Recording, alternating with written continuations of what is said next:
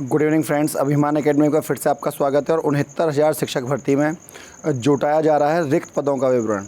जी हाँ, अभ्यर्थियों के, क्योंकि कई बार ऐसा हुआ कि मंत्री के द्वारा बयान दिए गए कि अब शायद वैकेंसी ना निकले। इससे अभ्यर्थी काफ़ी आक्रोश में थे और सरकार के ऊपर दबाव बनाया हुआ था काफ़ी दिनों से। उसी के परिप्रेक्ष्य में जो बची हुई सीटें हैं उस पर रिक्त पदों का विवरण जुटाया जा रहा है। इसमें दो काम हैं, एक तो 22,000 सीटों का समायोजन और दूसरा नई शिक्षक भर्ती। चाहे वो 30,000 निकले या 40,000 निकले या 50,000 निकले, जो भी निकलेगी वो तो उसके आगे भविष्य बताएगा। लेकिन इन पदों पर जो है विवरण जुटाना, क्योंकि जो योगी आदित्यनाथ हैं उनके सामने, उनके समक्ष अभ्यर्थियों ने कई बार मांग को रखा भी है और अभ्यर्थियों का एक दल उनसे जाकर मिला भी है। उधर 69,000 शिक्षक भर्ती में आरक्षण को लेकर भी सरकार जो है काफ़ी दबाव में है उस चीज़ को लेकर। क्योंकि यहाँ पर साफ साफ ये दिखाई दे रही है कि आरक्षण के मामले में जो राजनीतिक पार्टियाँ हैं वो वहाँ पर अपनी राजनीति कर रही हैं। जो अभ्यर्थी हैं, अभ्यर्थियों के पक्ष में वो राजनीतिक दल खड़े हो गए हैं कि या तो सरकार जो है, जो रियल में जो लिस्ट है, क्योंकि सभी शिक्षकों की भर्ती हो गई है।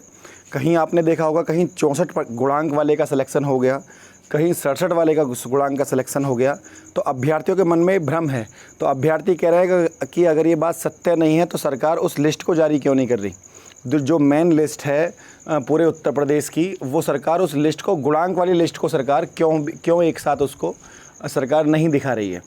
तो यहाँ पर बेसिक शिक्षा मंत्री जी के ऊपर पूरा दबाव है इस चीज़ को लेकर कि वो उस लिस्ट को दिखाएं।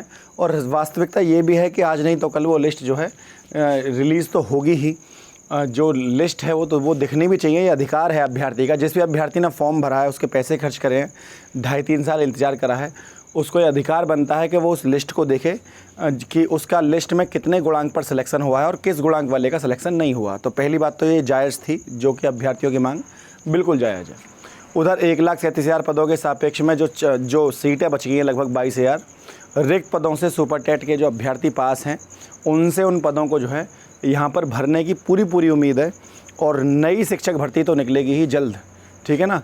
मेरे ख्याल से अक्टूबर नवंबर में यूपी टेट का जो एग्ज़ाम है उसके फॉर्म निकलने वाले हैं 1-1.5 महीने में। उसका नवंबर दिसंबर में एग्ज़ाम हो जाएगा और फरवरी या मार्च में जो है आपकी नई शिक्षक भर्ती की परीक्षा आपको देखने के लिए मिलेगी। और जूनियर परीक्षा जो है वो 17 अक्टूबर को होगी। तो काफ़ी समय से जो इंतज़ार चल रहा था वो अब ख़त्म हो चुका है।